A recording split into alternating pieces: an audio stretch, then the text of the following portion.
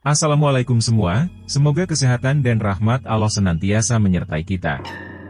Pada kesempatan kali ini, saya akan mempersembahkan sebuah cerita yang ditulis oleh Henry Setiawan, berjudul, Akibat Menghina Patung Hanoman, Part 2. Teror sosok Raja Kerah. Sebelum kita memulai cerita tersebut, alangkah baiknya jika kalian memberikan dukungan dengan cara like, komen, dan subscribe. Dukungan dari kalian sangat berarti bagi saya dan akan menjadi motivasi untuk terus membawakan cerita-cerita menarik lainnya. Jangan lupa juga mampir ke Twitternya Lobdramer untuk menikmati cerita-cerita horor yang lebih seru lainnya. Untuk yang belum menonton video part sebelumnya, link video sudah Mimin taruh di deskripsi. Oke, tanpa berlama-lama lagi, mari kita mulai ceritanya. Kami membawa Dani ke dalam tenda lalu mengganti pakaiannya yang basah dengan pakaian kering.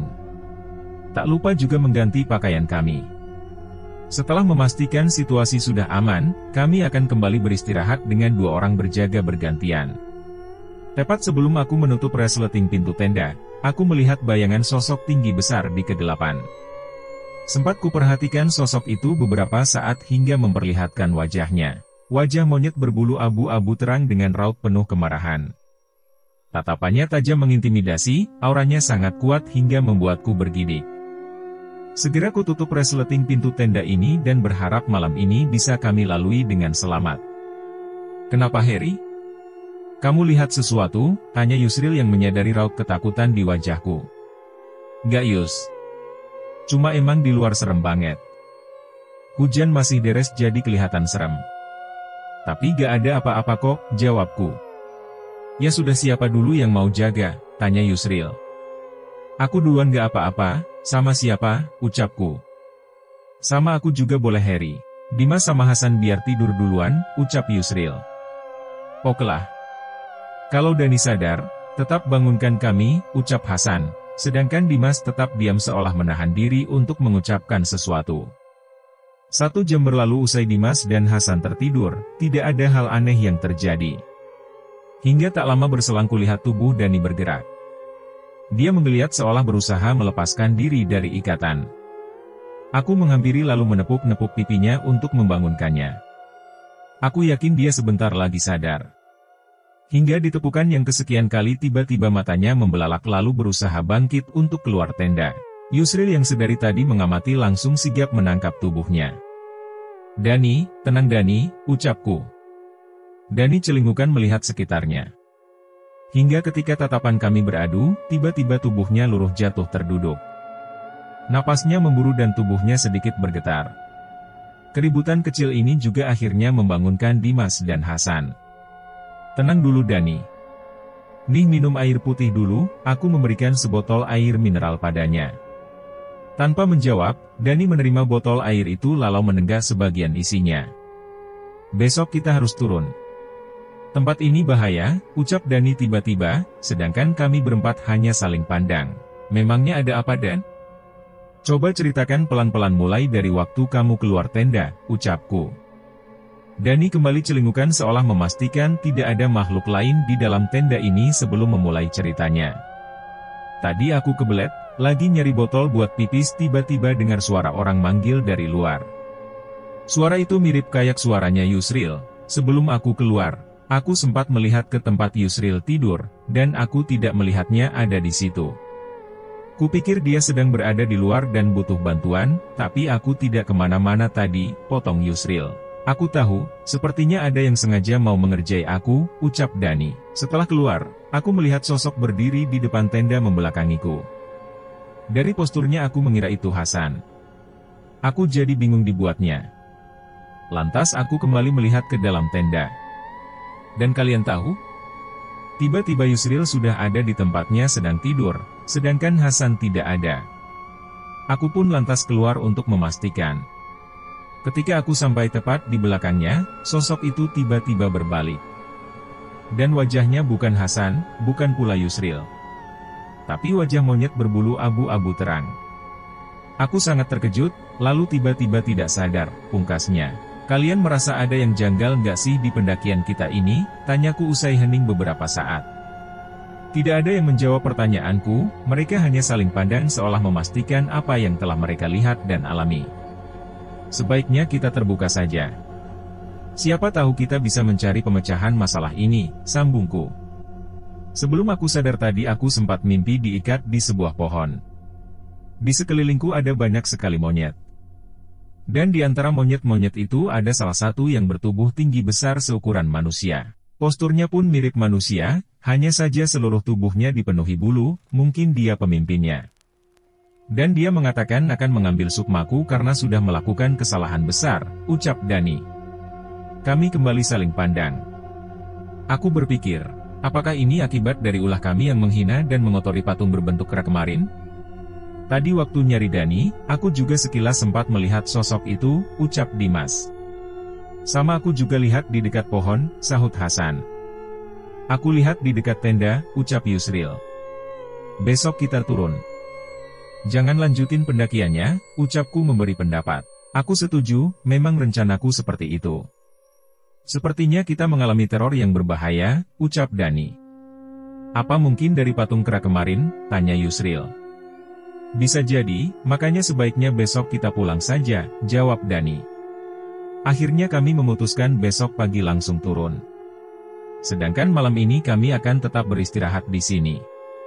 Sepanjang malam hingga subuh teror tak henti-hentinya menyambangi kami. Mulai dari suara-suara aneh, pukulan di kain tenda, hingga muncul cahaya mirip api di luar sana. Padahal masih hujan, rasanya tidak mungkin ada orang yang menyalakan api. Pagi datang disertai meredanya hujan yang mengguyur dari kemarin sore, digantikan dengan datangnya kabut tebal. Tanpa obrolan penuh canda seperti yang biasa kami lakukan, kami mengemasi seluruh barang bawaan. Diam adalah bahasa paling tepat untuk mengungkapkan rasa takut akibat teror yang semalaman tidak berhenti menyambangi. Kabut masih tebal. Kita tetap lanjut jalan, tanyaku usai menyandang ransel. Emang mau tetap di sini dan diteror lagi? Dani balik bertanya. Aku milih lanjut, sahut Hasan. Aku terdiam. Yusril dan Dimas pun sama. Nampaknya mereka pasrah dan mengikuti apapun keputusan Dani. Ada risiko besar jika kita memaksakan jalan menembus kabut setebal ini.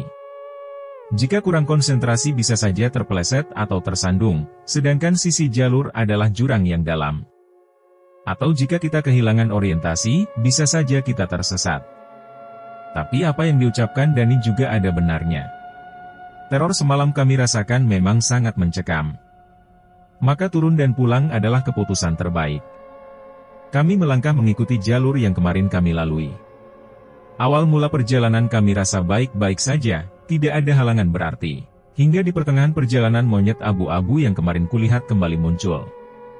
Dia bertengger di dahan sisi jalur pendakian. Aku mencoba mengabaikannya. Tapi setiap kali kami meninggalkannya, dia melompat ke dahan pohon lainnya mengikuti pergerakan kami. Kus, pergi. Pergi sana, Dani menghardik monyet itu menggunakan ranting yang ditemukannya di pinggir jalur. Dan, sudah Dan, biarin aja. Lagi pula dia gak ganggukan, ucapku mencoba menghentikan tindakannya. Aku gelisah tiap lihat monyet itu Harry. Aku pun sama. Tapi lebih baik biarin aja, kita fokus saja buat jalan. Dani melihatku sekejap lalu membuang ranting yang dipegangnya. Kami kembali melanjutkan perjalanan. Hingga tak lama kemudian kami menemui persimpangan. Kayaknya kemarin kita gak lewati persimpangan ini kan, tanya Dani. Sepertinya tidak. Atau aku salah ingat? Yang lain ingat ketemu persimpangan ini gak, tanyaku. Mereka bertiga hanya menggelengkan kepala. Terbersit keraguan di wajah mereka, antara ingat dan tidak. Persimpangan ke arah patung Hanuman pun kami rasa juga bukan. Sebab menurut kami persimpangan itu masih jauh di bawah sana, dan menurut ingatan kami kondisi medannya pun jauh berbeda. Kita ambil arah mana? Tanya Hasan. Aku juga tidak tahu, coba kalian amati dulu dan sampaikan pendapat kalian. Kami pun mengamati persimpangan itu. Kedua arah menunjukkan kontur yang hampir sama, yaitu sama-sama menurun, karena posisi kami berada di atas punggungan. Perbedaannya hanyalah arah ke kiri sedikit lebih rimbun dibanding arah ke kanan. Menurutku ke arah kanan, karena ke kiri rimbun, kayak jarang dilewati, ucap Yusril. Logikanya memang benar. Tapi sepertinya jalur ini bukan jalur pendakian umum. Jadi memang wajar kalau rimbun, sahut Dimas. Kalau sama-sama menurun, jalur mana saja menurutku sama. Pasti sama-sama sampai ke pemukiman. Kalaupun bukan di jalur kemarin, setidaknya kita sampai pemukiman penduduk dan minta pertolongan, ucap Hasan. Jadi gimana Dani? Kita lewat mana? Tanyaku. Kita ambil kanan, ucap Dani. Kamu yakin? Tanyaku lagi. Lihat tuh di depan arah kiri, ucapnya. Aku melihat ke arah yang ditunjuknya. Monyet abu-abu yang sedari tadi mengikuti bertengger di dahan pohon yang melintang ke jalan. Di belakangnya mulai muncul beberapa monyet hitam dan terus berdatangan. Aku merinding, monyet-monyet itu nampaknya hendak menghadang kami. Tak hanya itu, wajah mereka nampak seperti sangat marah. Membuat kami semakin bergidik. Ya udah buruan jalan. Takutnya mereka menyerang, ucapku. Kami kembali melanjutkan perjalanan dengan mengambil arah kanan sesuai yang diucapkan Dani. Kami yakin arah ke kiri tadi adalah wilayah kekuasaan monyet-monyet itu. Jika kami memasukinya, maka tidak menutup kemungkinan mereka akan menyerang. Tapi apa yang coba kami hindari nampaknya tidak berpengaruh apapun. Monyet-monyet itu kembali bergerak. Sebagian berlarian di tanah dan sebagian lagi melompat dari pohon ke pohon. Mereka terus mengikuti pergerakan kami. Meski masih menjaga jarak, tapi kehadiran mereka cukup sukses membuat kami ketakutan. Tak hanya takut atas serangan fisik mereka, tapi kami juga merasakan ada aura mistis dari kehadiran kawanan monyet itu. Ada apa dengan monyet-monyet itu? Tanya Yusril bernada panik. Entahlah, nampaknya mereka memang sengaja membuat kita takut. Apa mungkin mereka disuruh penunggu patung kera kemarin? Gak usah mikir macem-macem. Patung itu dibuat karena memang di sini banyak monyet. Tapi mereka mulai meneror semenjak kita main-main di patung itu. Sudah tidak usah ribut. Apapun alasan monyet itu, kita harus cepat pergi dari sini. Kami pun mempercepat langkah kami. Kami terus menelusuri jalur ini untuk menemukan pemukiman terdekat. Tapi hingga lewat tengah hari kami belum menemukan tanda-tanda bahwa kami sudah dekat dengan pemukiman. Bahkan kami merasa berjalan semakin jauh. Kami berada di tengah gunung yang entah di sisi mana. Tak satu pun petunjuk yang bisa kami jadikan acuan posisi kami berada saat ini. Stop dulu. Kita makan dulu, ucap Dani ketika kami sampai di area yang sedikit terbuka. Aku mengamati sekitar. Tidak ada tanda-tanda kehadiran kawanan monyet tadi. Sedikit kelegaan kurasakan. Mungkin mereka tertinggal di belakang sana, atau sudah kelelahan mengikuti kami. Semoga harapan ini akan terjawab dengan kenyataan yang lebih baik. Yaitu kami segera menemukan pemukiman penduduk. Kami mengeluarkan perbekalan yang tersisa lalu mengolahnya menjadi menu makan siang. Usai makan, kami kembali bersiap melanjutkan perjalanan. Hari ini kami harus menemukan pemukiman, sebab persediaan perbekalan tinggal untuk 1 kali makan. Jika sampai gagal, maka risikonya kami akan kelaparan. Langkah demi langkah kami ayun dengan penuh semangat. Harapan untuk segera pulang dan terlepas dari teror penghuni gunung ini begitu menggebu dalam benak. Tapi sejauh harapan kami berkobar, ternyata harus kembali padam, sebab hingga menjelang senja kami belum juga menemukan pemukiman. Masih jauh gak Dani? Tanya Dimas yang mulai gusar. Aku juga tidak tahu. Sepertinya kita tersesat cukup jauh, jawab Dani. Terus sekarang bagaimana? Aku sudah capek banget seharian jalan terus, timpal Hasan. Sama. Kita semua capek. Tapi aku juga belum menemukan petunjuk apapun, ucap Dani.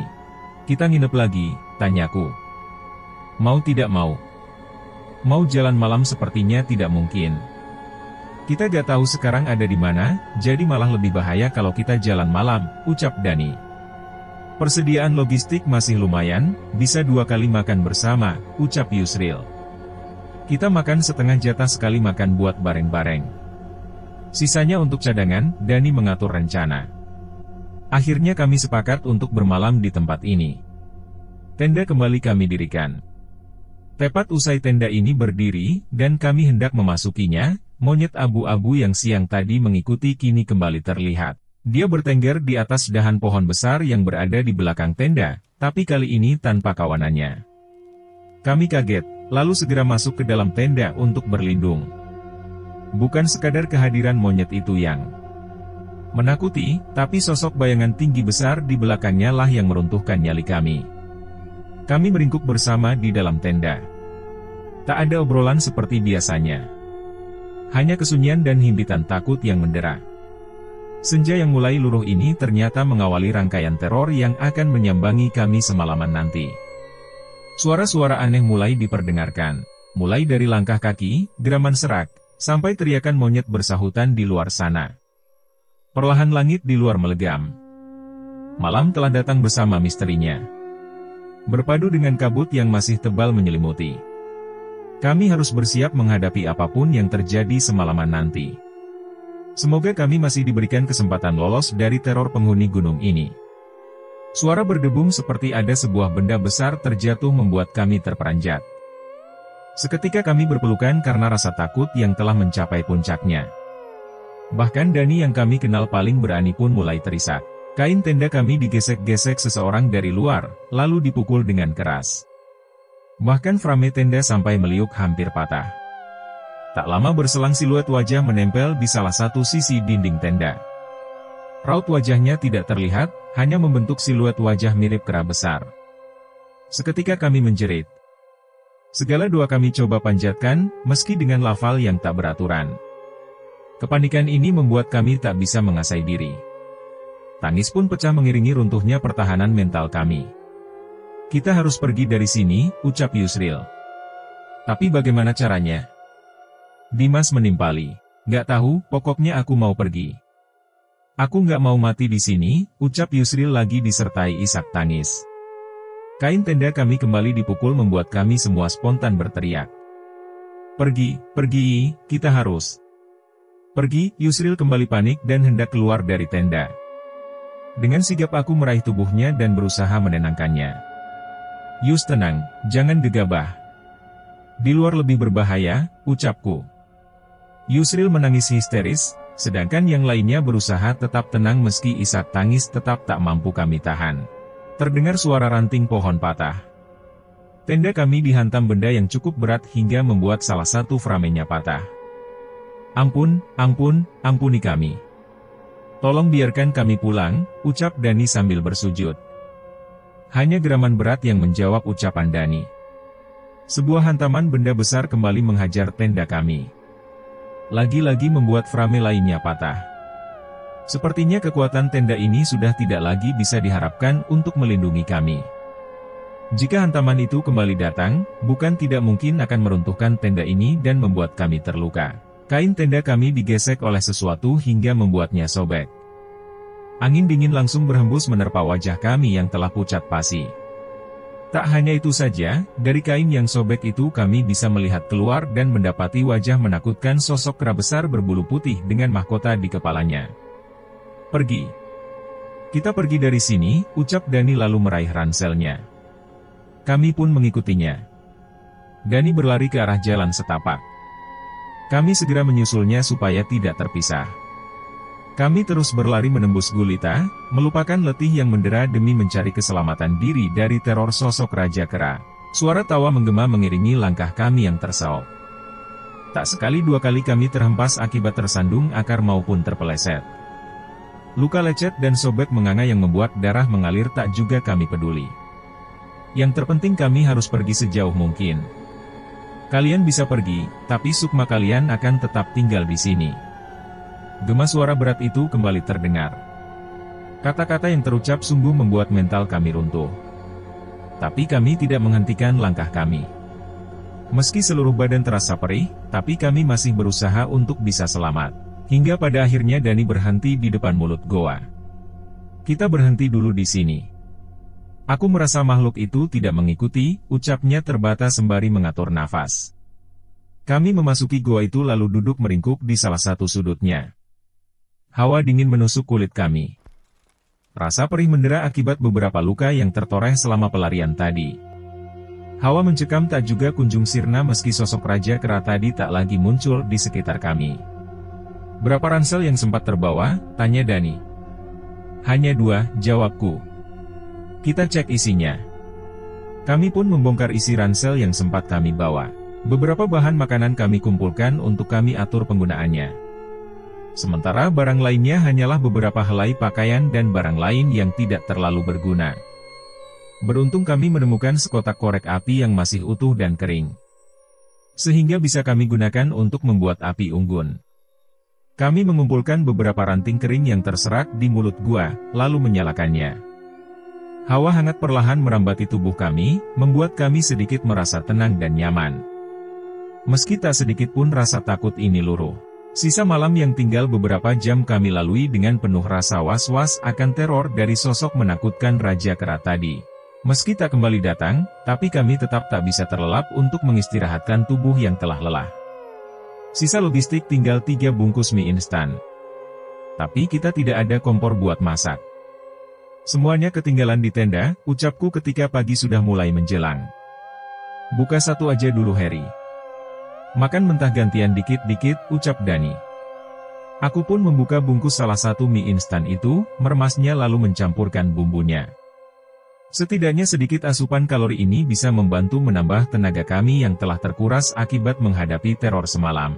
Inilah akibatnya kalau kalian mengabaikan peringatan dari teman sendiri, Yusril tiba-tiba berbicara dengan nada marah. Kami pun seketika memandang ke arahnya. Apa maksudmu, sahut Dimas. Kemarin sebelum berangkat, Randy sudah memperingatkanku.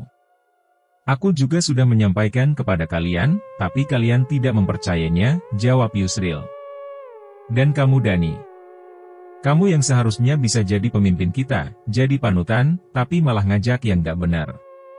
Pakai ngerusak patung Hanuman dan melecehkannya. Inilah akibatnya, sambungnya. Katanya gak ada makhluk halus yang bisa mengganggu kita. Mana buktinya? Nyatanya kita diteror seperti ini. Bahkan nyawa kita jadi terancam.